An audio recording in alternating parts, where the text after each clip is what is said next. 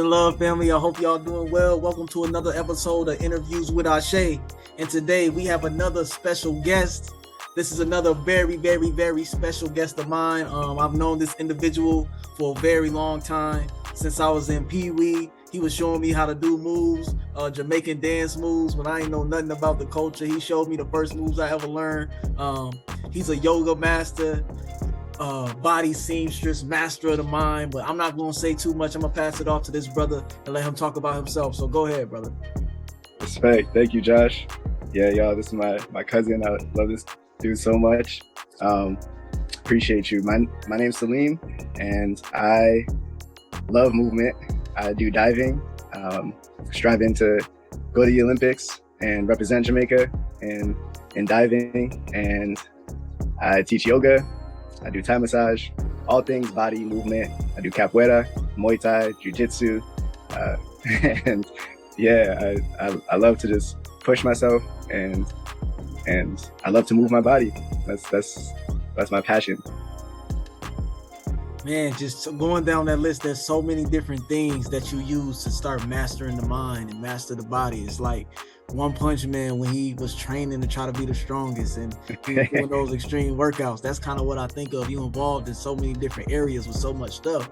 So can you tell us about how you started to embark on this journey a little bit? Like what made you interested in trying to start doing this and achieving, seeing how far you could go? Well, ever since I was young, a little youth, I only remember always wanting to like do something I guess significant in my mind, like really, really big, like go for it. And I had dreams of going to the MMA. I wanted to be like this dope professional chef until I realized that I didn't really want to cook the food. I wanted to eat the food. So, but my dreams have shifted a lot growing up. And I remember I wanted to play football. I actually didn't want to play football. My friend Josh, who I met in middle school, he got me into playing football as a freshman in high school. He was like, let's do it. I was like, yeah, let's do it. But, and, you know, as a 5'4", 97-pound kid, freshman, I was like, you know what? I'm going to go to the NFL. So at some point my freshman year, I just had this goal. And because I had that goal to go to the NFL, even though, you know what it is? I love underdogs. Like I love being the underdog and I love the underdog story.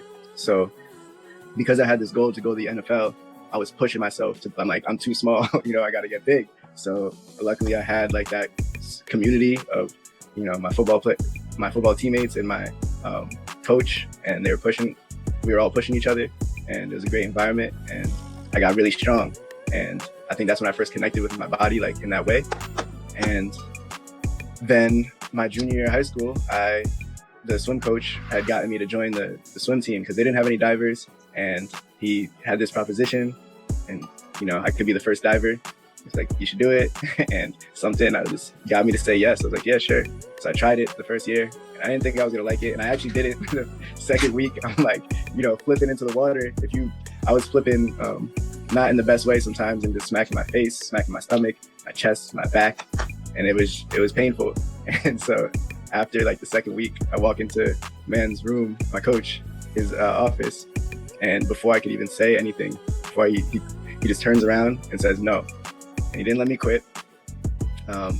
And he gave me the day off. I come back and I start diving again, and I start to get better. And now, 2 years later, I am in college, still training because he told me to keep going with it.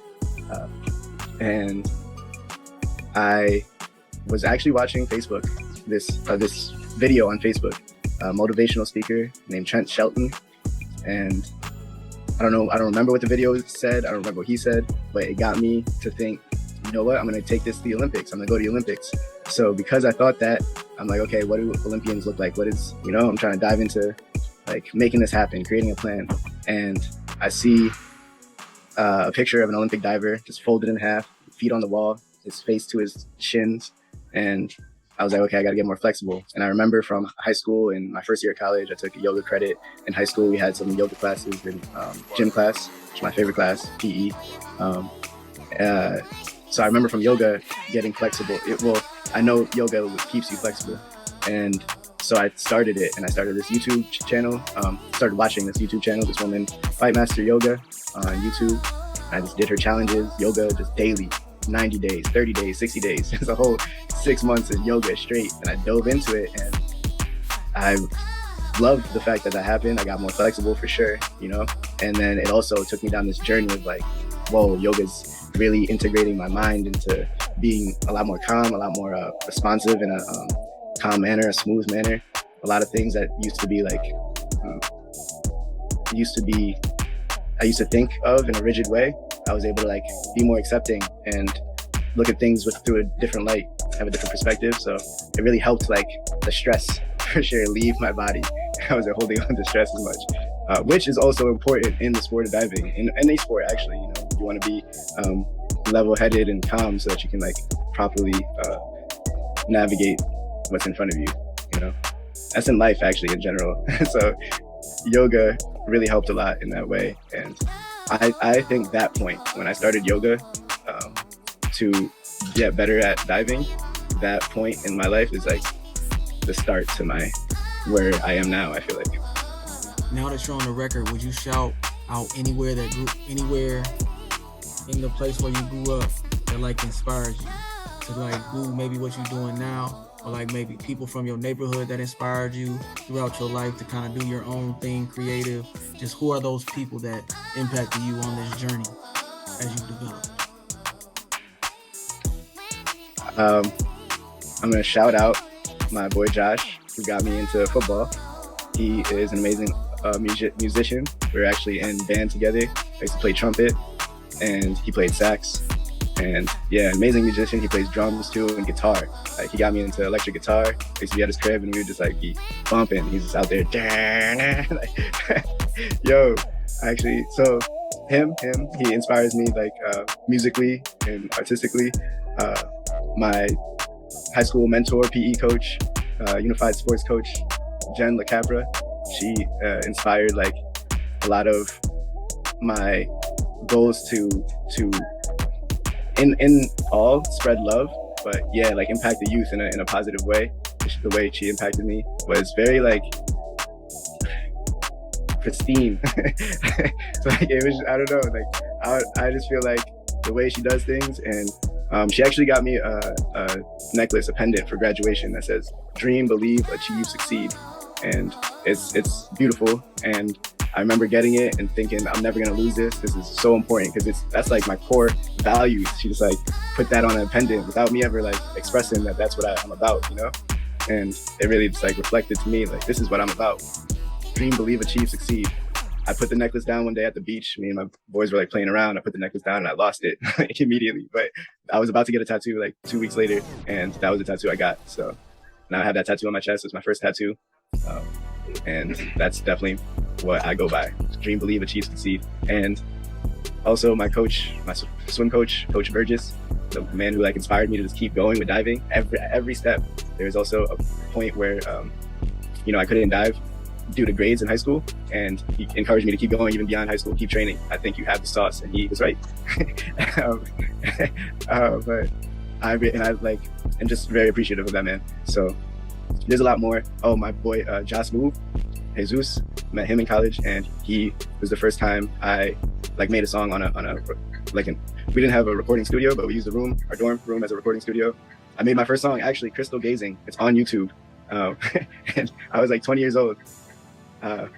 So it's kind of embarrassing, to be honest, but I really love it because it's my first music video, and I clipped videos of me diving with like me rapping on the song that me and Josh Move made together. So it's dope.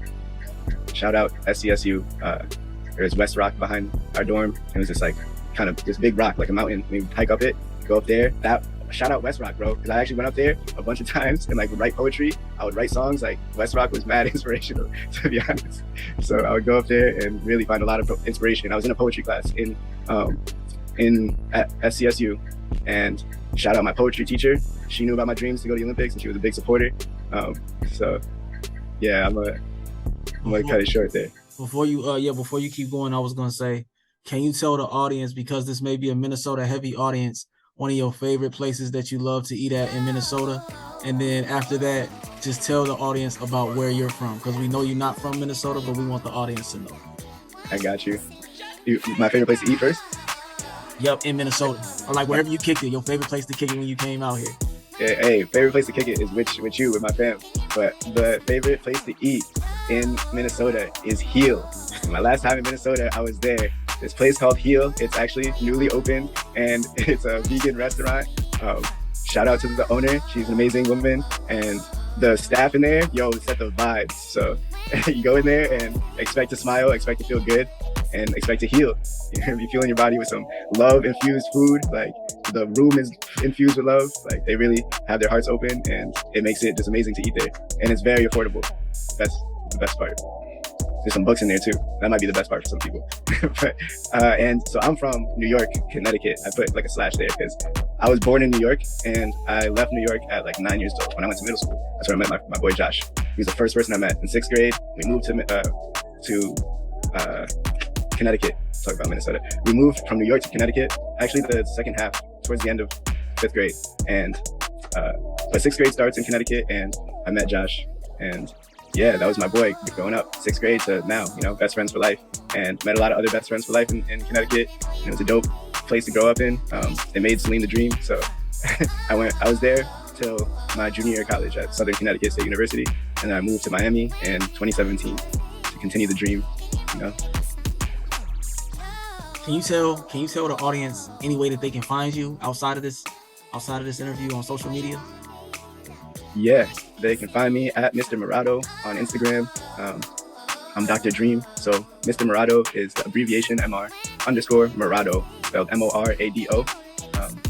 And that is Spanish for purple, Morado. And that's my favorite color. And yeah, on TikTok, I'm Mr._Morado as well. On Twitter, I'm Mr._Morado13. And LinkedIn, you can find me as Salim Zulu. Cash App, you can donate at Salim the Dream. Cash App Salim the Dream. No, okay. So I also wanted to say, like, I love assonance and alliteration, like repeating letters. So that's what inspired Mr. Morado and Dr. Dream. My Twitter, actually, I'm gonna keep that a secret. But my Twitter name used to be. I want somebody to like kind of guess that one day. So I'm not gonna air it out. But. All right, that's cool.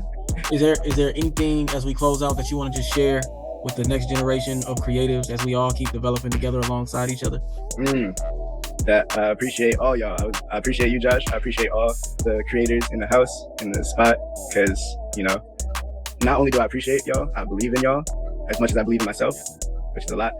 As much as Kanye loves Kanye, Salim believes in the dream.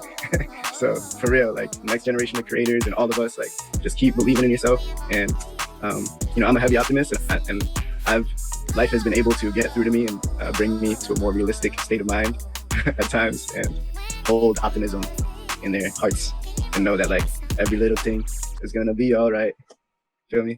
Absolutely. Ashe. Well, thank you for coming on the show, Mr. Morado. We thank you for giving us your time. Thank you for having me. We love the lock look. I'm sure the people will definitely be wanting to get theirs redone after seeing you get yours redone and getting fresh and cleaned up. Yeah, right. But with that being said, thank y'all for tuning in to another episode. I hope y'all keep watching and enjoying. Peace.